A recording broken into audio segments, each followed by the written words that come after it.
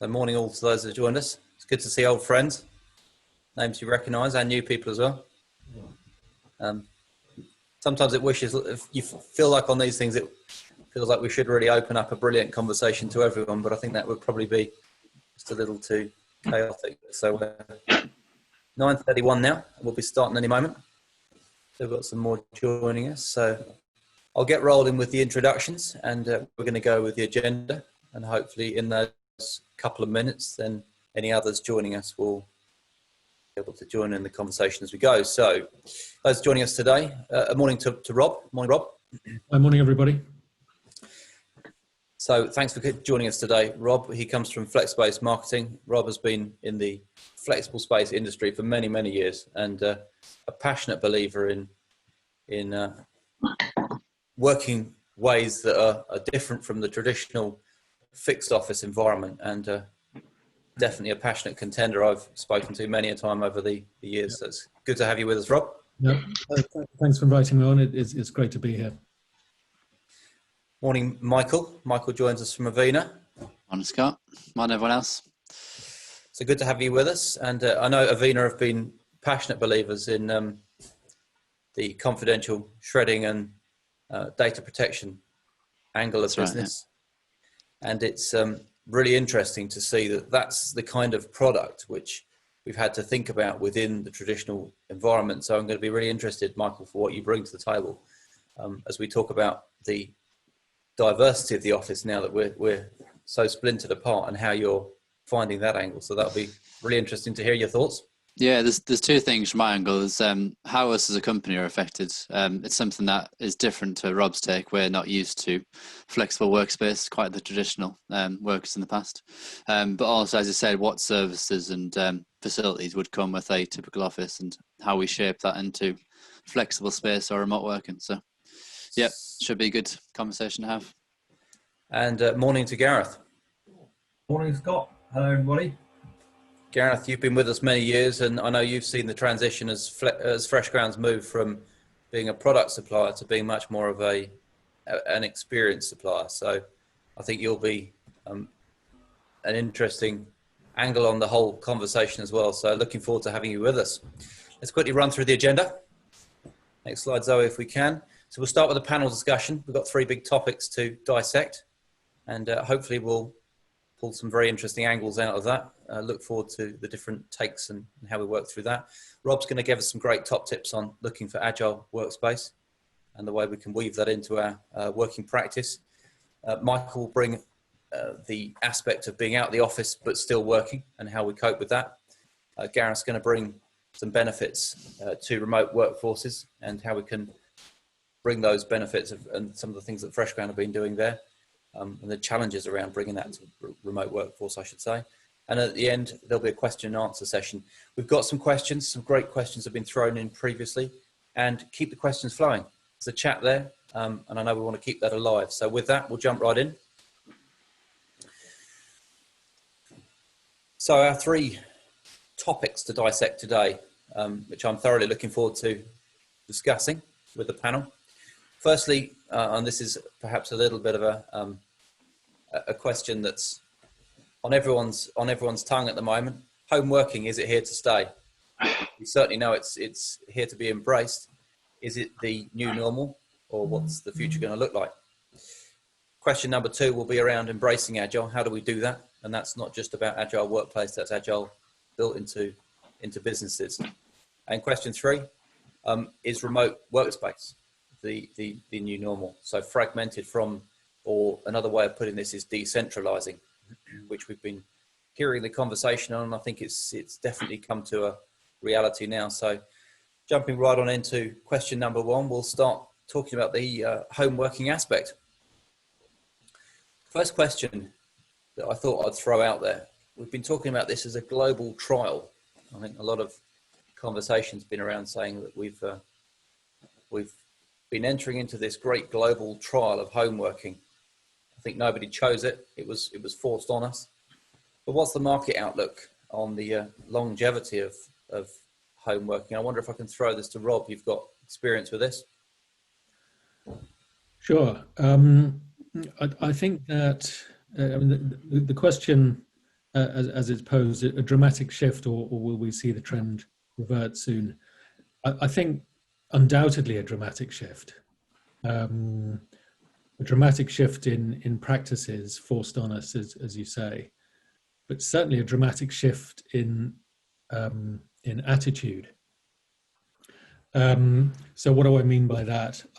I think that for many years now, employers have been reluctant to even consider the notion of home working, and the cliche of people sitting around in their pajamas all day long, watching daytime TV, it has been disproven. And I've spoken to many people, and a lot of people who I follow on social media, etc., very prominent anti-home workers prior, are now totally open about the fact that they've been proven wrong in their anti-home working stance. Now, of course, that doesn't mean that home working is the ultimate solution and the only solution. And of course, this is the topic throughout this discussion as to what is the optimum blend. But one of the things that I believe in strongly is that everyone's different, and home working suits some people better than it suits others. And there are some people I've spoken to who really miss the hurly-burly and the physical contact of the office, and who are driving themselves crazy at home. And I've spoken to others who, at the totally other end of the spectrum, actually have found themselves to be more productive at home, and get themselves into that mental state of mind where they can really concentrate on things. So a dramatic shift in attitude, there's no question about that. That is a totally separate question, though, as to whether it's, I think it is here to stay, but if that's a totally separate question to what extent is it here to stay? It's so interesting you put it that way, though, Rob, and I've got to admit, I'm probably one of those people who are at the other end of the spectrum that says, no, I'm very much you use the word hurly-burly. I love the hurly-burly of the office and the team engagement. And I think, as you put it, we've tried this thing. We know that some of those notions that we said it's fixed, it's never going to work, are now broken. And isn't that the brilliant thing? We can now say, okay, so the next phase is about how do we weave it in? We know it can be brought in as part of that approach. Yeah. How do we now build that into our approach? And so I think, sorry, you carry on. No, go on. The difference around this time in 2020 is that the internet is so much more embedded in our lives than ever. And you know, if you look back to previous recessions or previous years, if COVID had struck 20 years ago, then it would be a totally different discussion, even 10 years ago.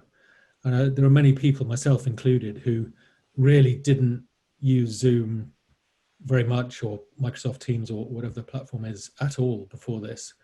But because the infrastructure at home and bandwidth is greater than ever, and people's laptops are more advanced, and cameras are better, and microphones are better, all of the technology it can handle it. The internet really has now, and the associated infrastructure around it, has now reached a point where it really can work. So the genie is out of the bottle, and it's definitely not going back. That's fantastic, and I want to jump on to Gareth in just 2 moments with the second question. But it just reminds me of something that I heard on a webinar the other day, the likeness with 9/11. And people said afterwards, we're never going to go back to tower blocks. And yet they did. And so I guess I'm of that side of the conversation, Rob, that says, look, actually, when the dust has settled in a year's time, those who say home working, yes, it worked, we embrace it. But you know what? I'm still going to return to the office for 4 days a week. And none of us have got a crystal ball. We don't know where that's going to be. And that will be the interesting for me in the coming months, what that's going to look like. Yeah, and I've discussed the 9/11 equivalent with a few people. I think there are a number of significant differences between this and 9/11. Not least that in this case, we've seen an alternative way of doing things that at least makes us challenge the previous way of doing things in a way that perhaps 9/11 was different. And so I'm, just to be clear, I'm not an advocate of full-time home working, not at all. But I think that when I said the genie's out of the bottle, what I really meant by that was that the idea that work has to be done in one place and that everybody in the business has to congregate in one place at one time in order for work to get done, it has been shown to be completely false. And that's brilliant, isn't it? So we're seeing less of a polarized discussion. It's not this or this now. Yeah. And that brings me to the second question, which I'm going to throw, Gareth, your direction, is people say, yeah, home working is great because it's all about no commute and I get a better work-life balance. I'd like you to you've been a great proponent of workplaces. Is there aspects that in the longer term, workplaces were bringing to us that you're seeing people are saying, well, actually, I'm missing this now? Yeah, it's a good question. And I would probably start by echoing what Rob's just said. That we're all individuals and we all take this, you've spoken about a big global trial, or I think it's been mentioned about this as a experiment. We've all been thrown into this where we've been forced to work from home. But it affects us in different ways. This morning at 8:20, I was on a Zoom, and my two little girls, aged 3 and 6, appeared in the room demanding a bit of breakfast. You know, these are scenarios that occur to all of us. And yet yesterday, or no, last week, I was talking to a friend and she said, I love working at home. I get so much more done. I can just focus on the task in hand. So we're all different. I think Vodafone did a survey last month and 41% or a large percent of respondents said that they just missed the banter. And that's something that I've missed. You know, we can only speak from our own experience sometimes. And then, of course, there's the aspect that for many, creating a suitable working environment at home is not easy. There's, in the workplace, there's people who are specifically tasked with making sure that the working environment is, you might say, ergonomically suitable. At home, for many of us, it's just not proven to be easy to put together a good working environment. For some, it's the end of a bed, it's the dining room table. So there's the aspect of the working environment. So I think there's a lot more to it than just we don't have to commute and I achieve a greater work-life balance. The other aspect, of course, is that we all, I think it's well known that we all spend about a third of our life working. It doesn't mean that we're at work, but we're working. And for that period of time, it's like you form a new family in the workplace. We have, you would know, we have FreshOffice. So perhaps many of us are missing that interaction and banter with our teammates. Some really interesting points you've picked out there, and I'm wondering if we can throw out to Rob. You've probably seen some different aspects as well. I agree, and this is why it's not a binary debate. You know, it's not one or the other. And I think if I was to summarize my position on this, I would put it as empowerment and choice. But to the two main points you mentioned, Gareth, the first about ergonomics and, if you like, health and safety considerations, absolutely. And some people will have more space in which to create a little workspace, and others won't. So people will be working at kitchen tables and on not a suitable chair, and the kitchen table isn't at the right height, and all of that kind of stuff. And this is where flexible workspaces come in as such a great solution, because all of those considerations are taken care of. And regarding your second point, yeah, absolutely. Lots of people create much of their social life around work. In fact, many people meet their partners at work. My wife and I have met at work, and so there's a case in point. So you make some really good points there. Which, when we come to the third point, is it all or nothing? I think we're already dissecting that question as we go. And I saw a note from Zoe on the chat there. Love the commute for a period of reflection. I think a lot of us do that. Someone gave me a timescale when I was going through some mental health challenges, that you need about half an hour to actually switch down from work. And if work is moving from the lounge to the kitchen, or I haven't got that. So I think there's so much, we might look at the commute as a negative thing, but for many of us, we built that into kind of part of our fabric. And it may help just to take some of those things down as notes and say, actually, what do I enjoy, and how can I replicate it in a different world? As you've said, Rob, I can understand it differently. I'm wondering whether Michael's got any other points for us to throw in here. Are you seeing that great one or the other, or what's your take on that, Michael? Yeah, I think it's a great point. Yeah, I was just going to go back to Gareth's point in terms of obviously you mentioned the children coming in, causing a bit of disruption today. Could you see the potential increase in being able to have a better work-life balance as a potential disruption point, as you get caught up doing housework or things that are in your personal life that they're easier to mix while you're in work time, if that makes sense? Do you mean, Michael, that that's almost like a threat to one taking over the other?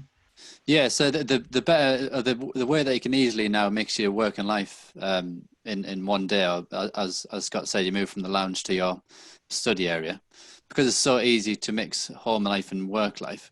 Could that be a potential disruption during our working day that you wouldn't get in the office?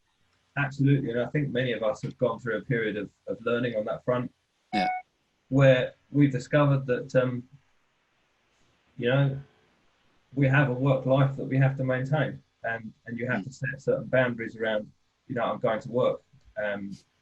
We don't find it easy, many of us.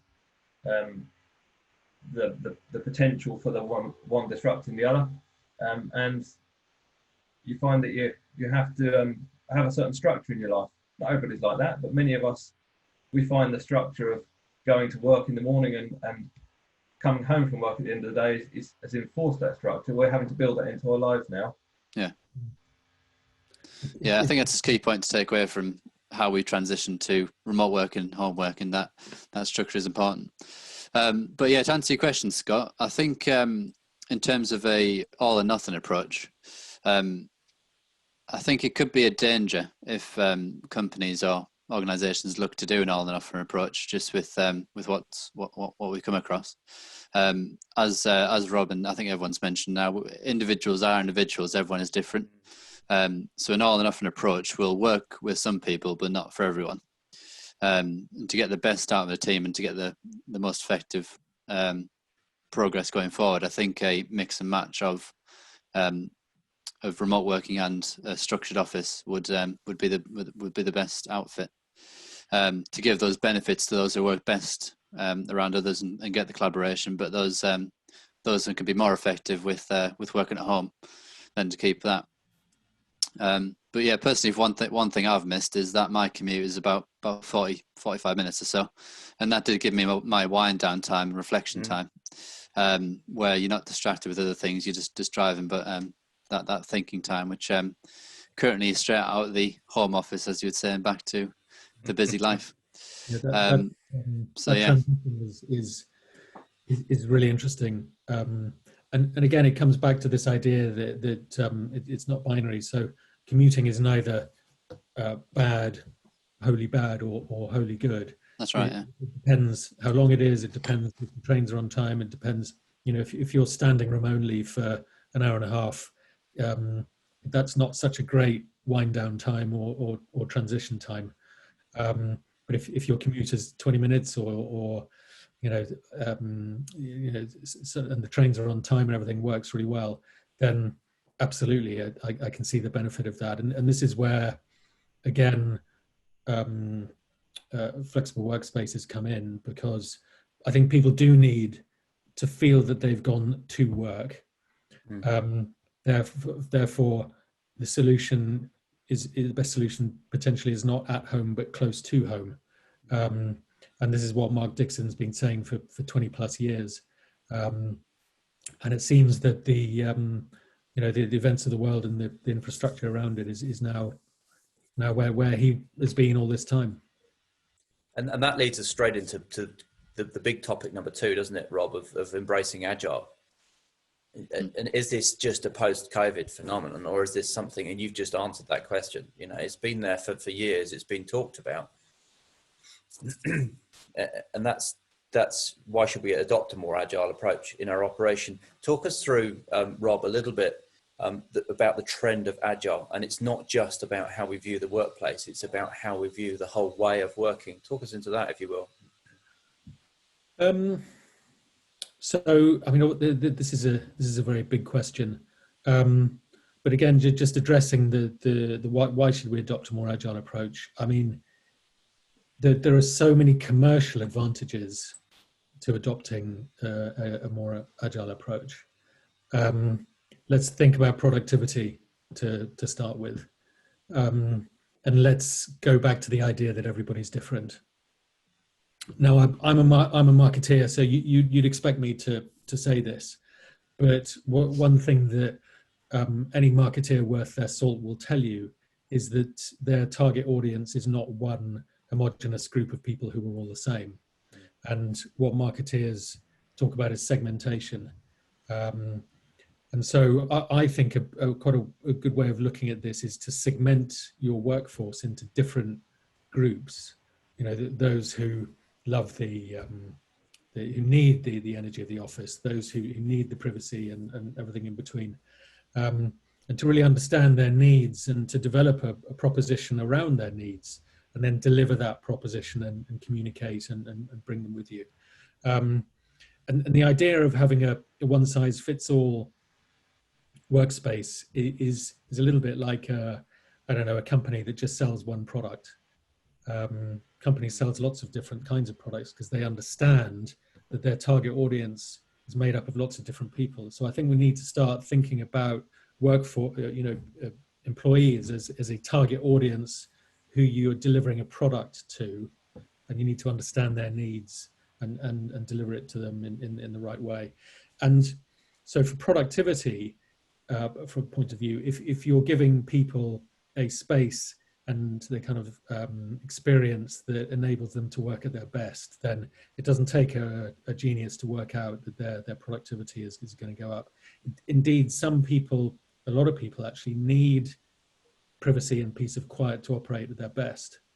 If you talk to psychologists, they'll talk about this state of flow in your mind, which some people call being in the zone. And we've all been there when you've had a really productive couple of hours and you just smash through a load of work. You can't do that if you're in a noisy environment. And through surveys that I've done when I've been working for flexible workspace companies, the one thing that people say they want more of actually is more privacy. So benefits of agile approach to working, productivity is the obvious one. Team morale, in terms of allowing people to commute in a way that perhaps suits them best. And one that people don't talk about enough is they'll save money and reduce risk. Because if you have a massive, great lease or owned asset in the middle of a city, Flex or Agile remote working gives you the opportunity to reduce that significantly, even below half or even less than that, bring people in on an as-needed basis, and give people a network of accommodation, potentially in flexible workspaces, to meet the rest of the needs. So benefits of agile working are enormous, through productivity to cost saving to de-risking a business. It's good for the planet. It's good for people's morale. It enables you to access a wider talent pool, because if you're bringing people into a central office every day, by definition, you can only access talent within reach of that office. But if you have a more decentralized approach, you can access talent anywhere in the country, or in fact anywhere in the world. And what comes straight back to mind, Rob, as you talk, is that the communication, which is coming to pretty much every one of our webinars that we've done, is just so critically key to this. That to get this agile approach to work, it's actually got to work for your team. There's no point in having a single vision and saying, I'm going to roll out agile, but not actually communicating how it's going to work on a two-way communication and understanding. It's about what's working for us as a company. Absolutely. An organization. Any big change has to be managed with communication. My theory is, and we will talk about this later, is people want a change in away from centralized working, to the extent that I think employers will be pushing against an open door. Mm-hmm. Yeah, very interesting. Michael, I guess as we kind of anchored back at the beginning, yeah, you've got a product that's traditionally very centered around the environment that people work in. Mm. Had you been seeing this push, as Rob's just described it, an open door to wanting to work more agile previously, and maybe some things holding it back, or is this something that's really changed dramatically over the past weeks and months? Yeah, it definitely has been dramatic change over the last few months or so. Yeah, I think for us, because there was such a high percentage of offices in the country that are working out of workspaces without flexible working or remote working, we tended to target that. With the influx of remote workers, flexible workers that came out from the pandemic, we obviously had to change our marketing, our approach. And now we're seeing that there's a bit of restriction to going back as like a rubber band approach straight back into what they were doing in the offices. And there's people having meetings left, right and centre about how they're going to shape going forward, whether that is to have some parts of the workforce at home some days of the week, or permanently, or flexible working. So I think this is a big shift, but I think previous companies were doing it, being more agile and how they have the workforce. But I think now it's more of a necessity to be successful. I think the ones who were doing it were a bit ahead of the curve, and now it's more of a broad brush approach for everyone to at least look at it, if not do it. And Rob, I think you made a great point with recruitment in terms of the benefit of being agile. I can speak for ourselves at Avena, where we have previously set up a sales office in a more affluent area for recruitment to help us get the talent we need. Just due to location, we're based in the east of England, which isn't the easiest to get a great talent pool. So yeah, one thing we've done is to create another office just for the sake of helping talent. So one benefit to being agile is that you can do that anywhere and everywhere now without the extra spend of a commercial rental place. So yeah, it's good to see. I think the other thing is that if a company does embrace agile working, they shouldn't feel that people are never going to see each other again. That's neither the right solution nor realistic. But I think you might change your practices and have quarterly, overnight get-togethers instead of annual. You might bring teams for kind of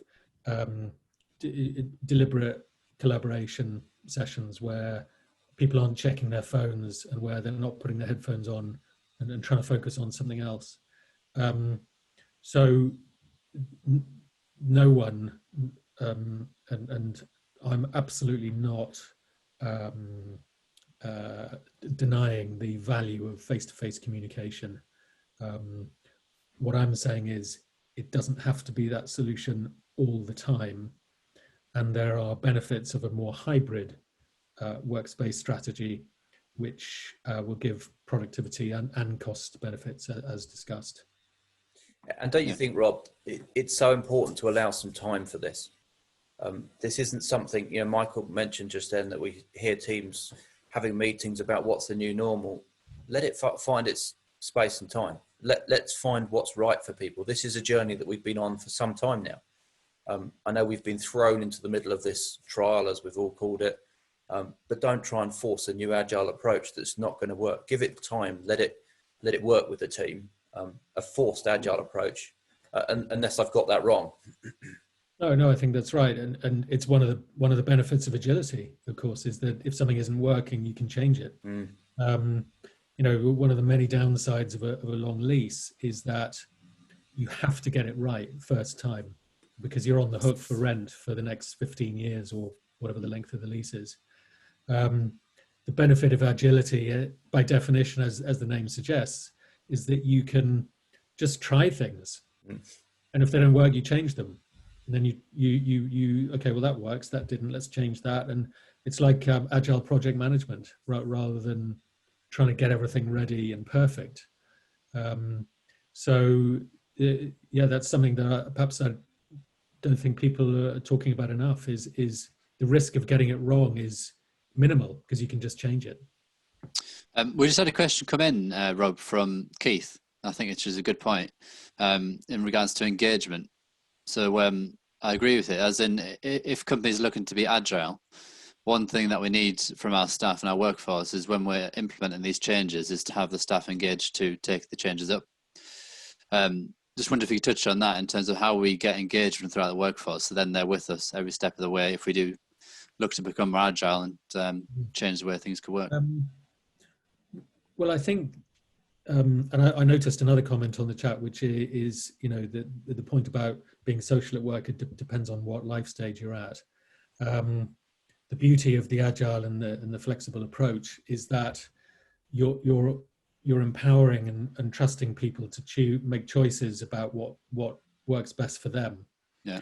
Now, as a message, that's a great message, and a message that potentially you don't have to work that hard to get people's buy-in to, because what you're saying to people is, if you want the energy from the office, you can have it. If you don't have to have it all the time. If you need to get back to your children for the evening or whatever, you can do that too. It's a change in mindset, and so I think that communication is absolutely vital. But I don't think you're going to be trying to persuade people to do something that they fundamentally don't want to do. Is what you're telling them is that you trust them, and they have options. Provide them with options. I think there's a really, really interesting conversation that's coming out here. And of course, it's part of a bigger conversation, which we're all involved in pretty much all the time because of where we are. But I'm just aware time's ticking. So I'm going to just move on to our third topic, which I think we've already covered a lot of aspects of it. And I'm just going to throw one final point in on the decentralizing and remote workspace. Some of us have found challenges, Rob, you mentioned over the years in the past when we didn't have technology. I'm just wondering whether you could start by throwing in one or two top tips that you found that worked from a technological point of view that have really helped allay the fears of remote work and make it a positive experience. From a tech point of view? From a tech point of view. Okay, so tech-wise, the flexible workspace industry has made unbelievable strides over the last 5 years in putting in the infrastructure that businesses need to overlay their systems or use apps or platforms that are widely available. So what flexible workspace providers won't do, some will to some extent, but in the main they won't, is say to you, right, here's our internet infrastructure. And by the way, we've got a competitor to Microsoft Teams, which is better than Microsoft Teams and Zoom. So use that platform. They're not going to do that. They're not technology companies, much as some of them have tried to position themselves in the past. They're hospitality businesses with significant real estate interests, and they're great at what they do. So typically they'll provide massive bandwidth now, and normally that's, I mean, I've got more of this later in the slides, but normally that's an amazingly resilient, reliable and secure for you to either, and they'll often integrate with your own systems. And flex providers have IT teams normally that can help you do that. So you can either overlay your own systems onto that, or you can just use platforms that are available in the wider market, like the one we're on now. But the basic foundation of the IT infrastructure within flex providers is something that has been totally transformed over the last few years, and you'll struggle to get better infrastructure anywhere else, actually. That's really interesting, and I think that the key takeaway from this whole discussion from me has been that it isn't a polarized discussion. It's not, do you want to carry on working at home, or are you going to come back into the workspace? There's so many. Someone threw a comment on the chat last time I was on a webinar, which said remote working isn't just home working. So many ways of remote working now. If we really give it a bit of space and time and really think about it and talk to our teams about it, there's got to be, you used the word, Rob, a hybrid model. And that hybrid model, let's explore it. It's fun. And there's so much choice in the flex market now as well. You know, there was a day when there were a couple of big brands and that was it. But now there's such a spectrum of choice, all the way from bespoke space for 100 people and you sign an agreement for 5 years, all the way through to pay as you use. And one of the things that we'll probably talk about is the regions outside London. Mm. The product has been totally transformed over the last 5 years. So really, there's very little difference now in terms of the quality of the product in most regional centres and towns versus London. Well, I think that probably opens us straight into your presentation, Rob. I think we're all itching to hear what you've got to tell us. No pressure. I think we're looking at the screen, so if we just move forward. So just to explain that Scott's given me 5 minutes for this presentation. I've got 5 topics to talk about, so that gives me 1 minute per topic. So forgive me if I rattle through a little bit. And Scott, just to say, I'd be happy to follow up after this or whatever in person if anybody wants more detail. But a blend of physical and you know, a lot of people are talking now about words like hybrid and a mix of physical and digital experiences, which is quite a pretentious way of simply just saying that what we're on now is a digital experience, and walking into an office is a physical, and quite clearly the future is going to be a mix of the two. But things to look out for if you're in the market for flexible space on the physical side. Just make sure that the basics like good quality air, that their air conditioning systems have been serviced recently, lots of natural light. Soundproofing is something that people now often don't think about when they get into their office and find that they can hear conversations next door. So ask your provider what facilities that they've got. Showers and bike racks, all of these things are standard now. And coffee, of course, as you guys well know, you know, really good quality coffee offering is becoming standard, and a range of spaces, which is actually my next point. On the digital side, I think actually I've already covered that just a moment ago. That the infrastructure now in flexible workspaces is unbelievably resilient. Typically, providers will have at least a 1 gigabit line coming into the building with another backup in case that fails. They typically offer a range of products within that, and shared bandwidth or dedicated. And a lot of providers I know are now upgrading their screens and cameras in the meeting rooms to have that kind of mixture of people physically in the meeting room and people joining by Zoom. Next slide, please. So this wide range of spaces is for me one of the key points, and it comes back to everything we've been saying in terms of the fact that people are different. You've got your you know, your extroverts on one point who always want to be around other people, and you've got your introverts on the other who actually need to get away and concentrate. and you need to cater for all of this. And this goes back to what we were saying about understand your workforce, and provide a choice of spaces. And this is where the flexible workspace industry has made massive strides over the last 5 or 10 years. It's not just an office that you get your office, but you also get access to a whole range of spaces, all the way from private booths all the way through to wider, more open collaboration spaces to suit the person or to suit the task. And we've spoken about privacy, how people actually crave more privacy now than before. And you see people in open plan offices with their headphones on trying to get work done, and there's your evidence for that.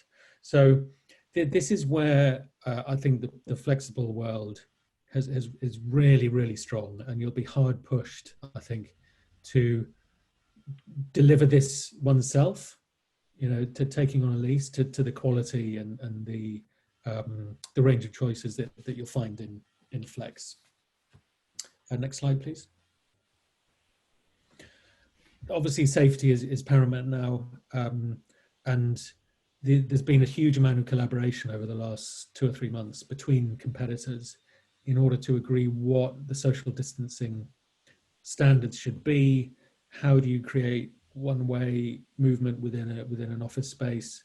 How do you, obviously there's the hand washing facilities, and how do you upgrade your cleaning arrangements? So everybody I'm aware of is meeting those government standards. Some have actually gone further and have introduced temperature checks at reception, massively enhanced cleaning. And so there's been a lot of cooperation and collaboration within the industry on this.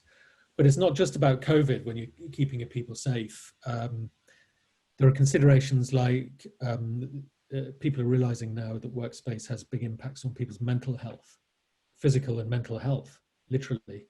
If you're breathing dirty air, for example, that is just recycled internally, that's obviously bad for your physical health and potentially mental as well. And the industry is really getting better at improving the internal environment, the use of plants, the importance of natural light, making sure the air quality is great, and the interior design and furniture to support people's well-being as well. Next one, please. Back-end systems, not a lot to say over and above what I've already said. That the job of the flexible workspace provider is really to provide the foundation, the platform on which you can overlay either systems that are widely available in the market or indeed your own systems. There are some providers who have capability in terms of measuring who's in, who's out, and therefore potentially would be able to provide you with reporting as to how people are using spaces and movement of people. But that's an area, I think, where the industry is perhaps less well developed than on the other points I've mentioned. Their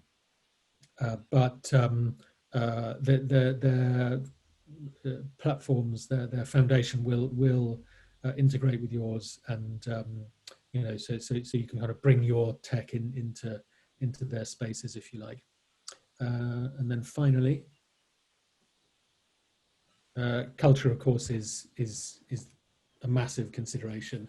And I just want to throw out a question, really, which is that people, it's a commonly held belief that face-to-face, the more face-to-face contact you have, the stronger culture you have. And I think it's slightly more complicated than that. I think that's probably true, but you can have a strongly positive culture and a strongly negative culture. So I don't think there's necessarily a correlation between high face-to-face contact and a strongly positive culture. For example, a high face-to-face culture can be a low trust culture, and that isn't necessarily a positive thing. But my main point on this is that you can arrange alternative face-to-face processes to make sure that people are getting the most out of that in a positive way. But as I said before, I just think people are crying out for more flexibility and agility at work, and I think that you won't have to persuade people to do it. I think people will embrace it, and there'll be a massive payback in terms of loyalty and culture within the business. So I just encourage people just to do it, and then adjust as necessary.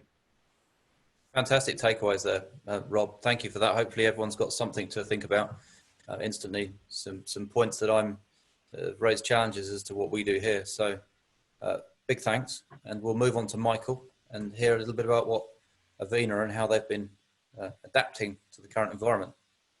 Yeah, thanks, Scott. So yeah, first slide is just a brief introduction to obviously the point we're covering. So point is out of the office but still working, which I'm sure we all are trying to drive towards running the business as best we can.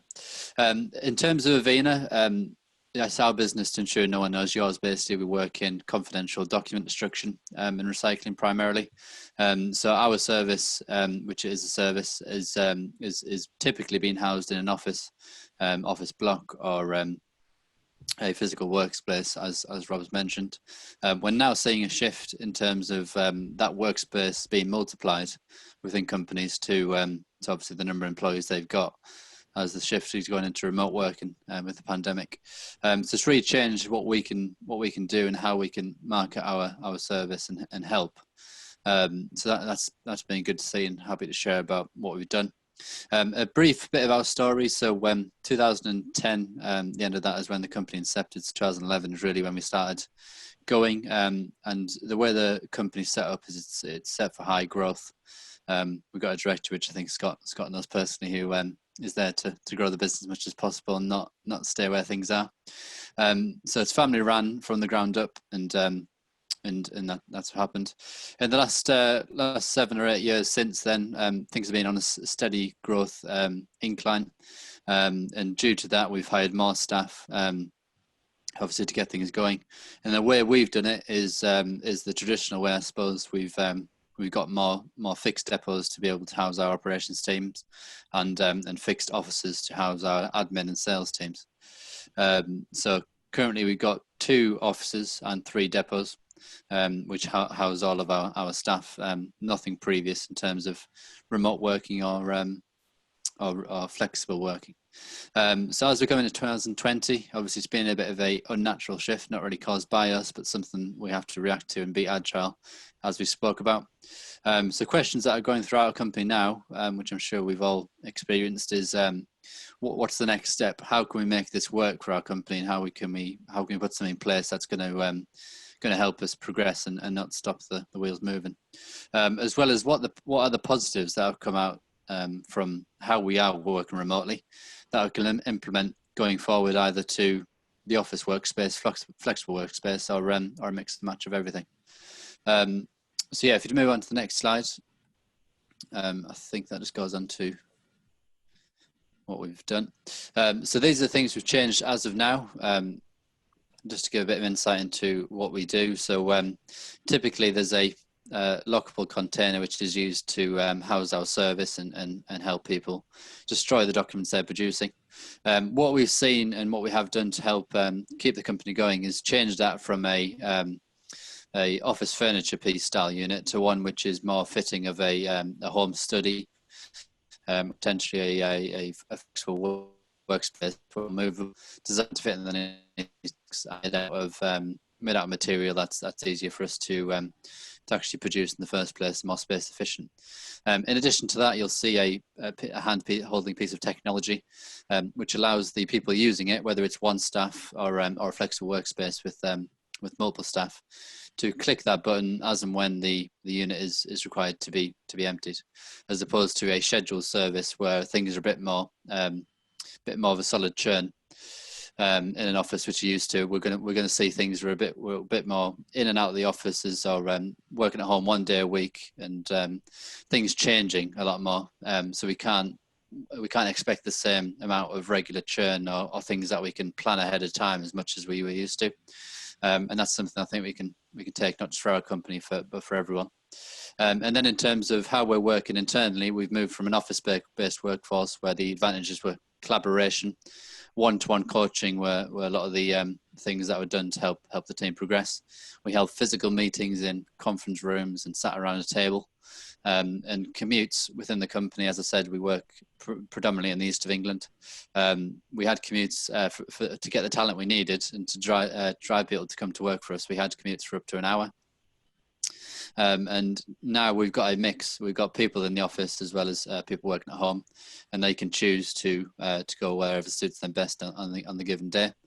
So we're seeing a variety of workspaces used in terms of, as I said, end of a desk or the end of a bed, or in the office, using the space that was taken by staff within the office to help them get the best of both worlds. So we can break off into meeting rooms that currently aren't being used, of course, or separate offices that aren't being used by the staff to have that privacy area and a bit of a hot seat.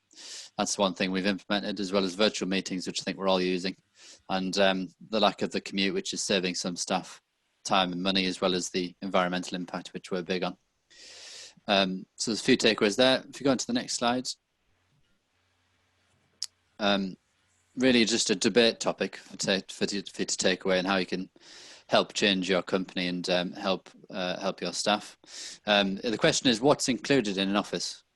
So the key statistic is the first one there, which is 70% of all companies in the UK have previously changed something physical in their office space to improve their employee well-being. So that could be the chairs they sit on, the laptops they use, plants in the office to help the air within the office, or coffee facilities to improve employee efficiency, and that sort of thing. So really the question is, what services, features or equipment are being used in the offices, or that you could think of that you couldn't really do without now in terms of what you're going to be doing going forward, whether you're using flexible workspace or remote workspace.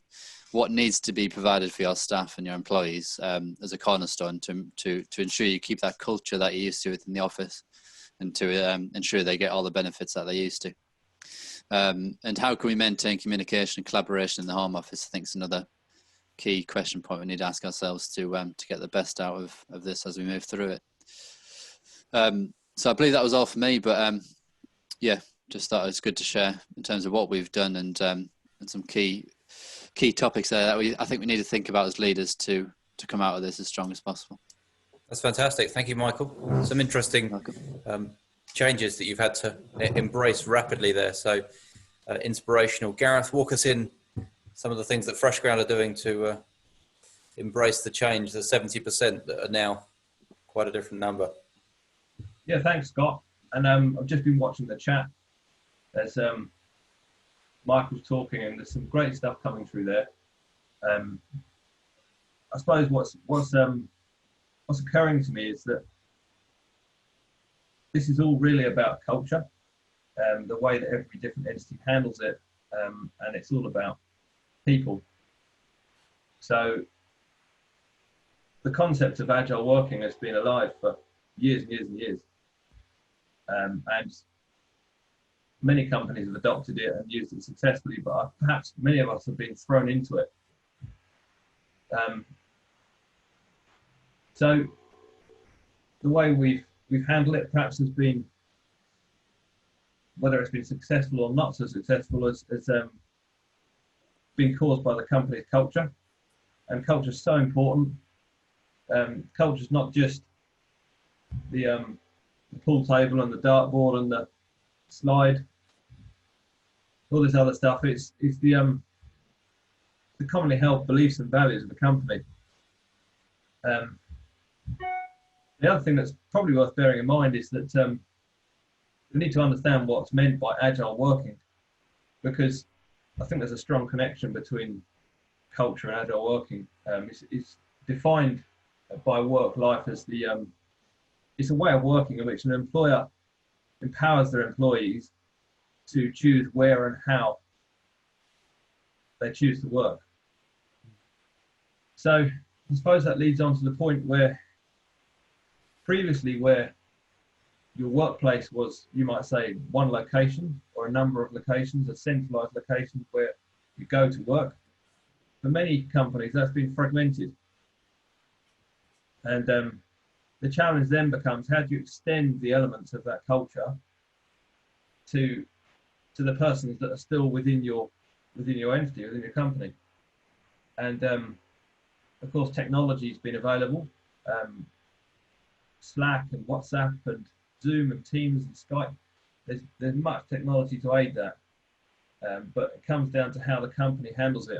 And the big shift that we've seen within, you might say, our marketplace, which when you distill what FreshGround does in the world of office coffee, it basically boils down to helping businesses to support people.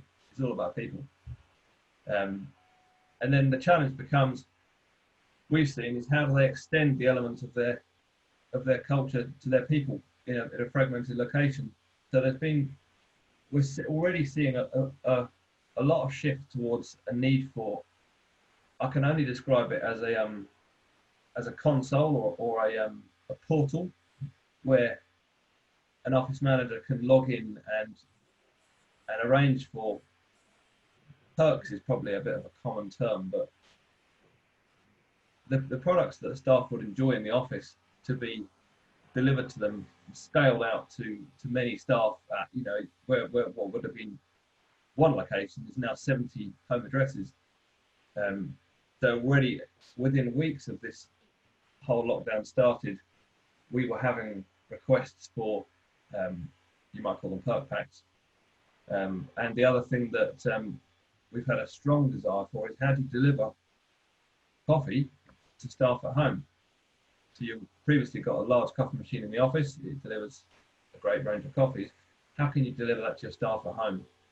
So already looking at that, putting plans together for a portal where you can distribute to staff at home.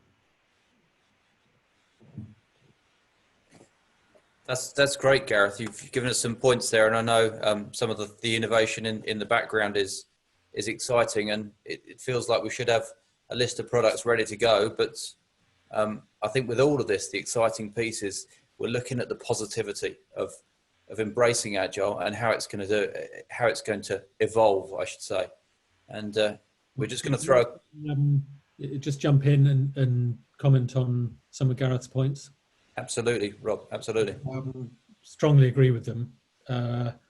And you mentioned rightly that this is all about culture and values, and that's defined by commonly held beliefs in the business.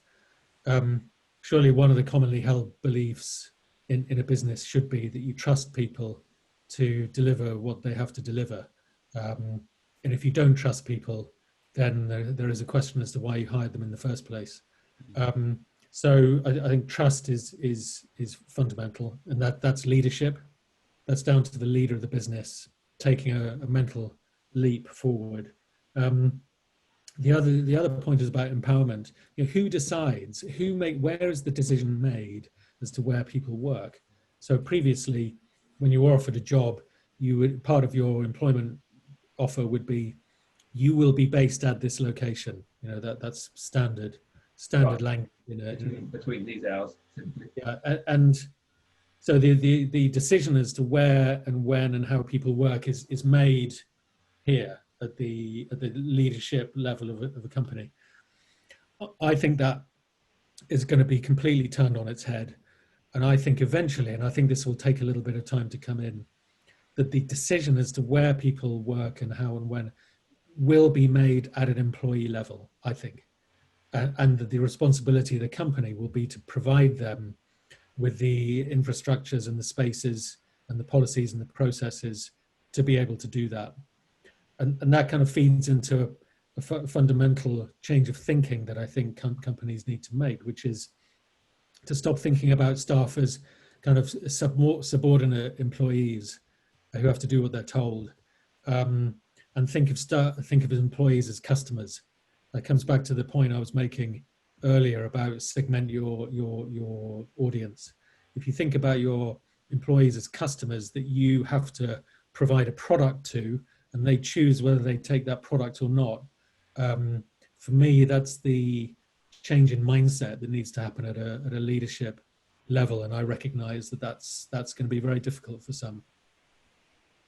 That's fantastic feedback, Rob, and a lot of people have commented, noticed in the chat, folks are picking up the comment. Trust is so important. If you don't trust them, why did you hire them in the first place? And businesses are made up of people. And so that brings us to our first question that's been thrown into the question and answer is, should I involve my people? Well, it hardly needs answering, does it? If I don't involve them, then it's just back to the same old way, isn't it? So I think, yeah. I think you've pretty much answered that question number one. And the other question that came in is any pitfalls? Those who have been choosing FlexiSpace, is there any little pitfalls that you can share? And I'll throw that one perhaps back to you, Rob, as being in the flexi industry for so long. It's really important that, you know, in spite of what I said earlier about Agile and there's very little risk with flexible, and that's one of the benefits. Whilst that's true, that there's, you know, of course, there's no such thing as zero risk. And you'll want to commit for a certain period of time to trial it, embed it in. Perhaps that's 6 months, perhaps it's a year. Normally a year is the most common term. But so therefore, it is important that you choose the right partner. And it is important that you do research. And it is important that you inquire about things like bandwidth. When did you last have your ventilation systems serviced? You know, look at things like natural light. Natural light, people don't realize it has a massive impact on people's productivity. If you have what's called an internal office, don't be surprised when your team are totally unproductive. And look at the staff of the provider, because they'll be representing your business to your guests. That's something that's really vital. So choose your partner with care. You know, it's like anything. If you choose the wrong partner, then that would be my biggest advice for a pitfall to avoid. But you know, there's so much choice now, so much choice, and you know, a quick online search will give you very quick indication as to who the right people are to talk to. And you mentioned a quick online search, Rob, and isn't it good to get recommendation? You know, talk to others who have actually made this work, get some recommendation and say, well, this provider that I've worked with really helped, it transformed our business. It's a good way to go. And as you say, if it doesn't work, it's an agile way of working. You can move on. Yeah. And the pitfall I'd throw in is make sure you communicate, because you can't over communicate change. I think we found that in our business. To keep people on board. And with that, I think we would probably love to keep this conversation alive for a long time yet, but I think we're going to have to respect the fact that we've run just a little over the hour and honour the time for everybody. And just to say, we will keep this chat alive, so there's many questions probably unanswered on the chat that we haven't picked up. We'll try and keep that alive after the webinar, circulate all those questions around.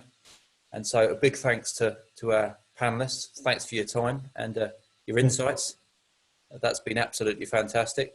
And with that, I'm going to bring the thing to a close, but it's not a close in the sense that we want to keep the conversation alive.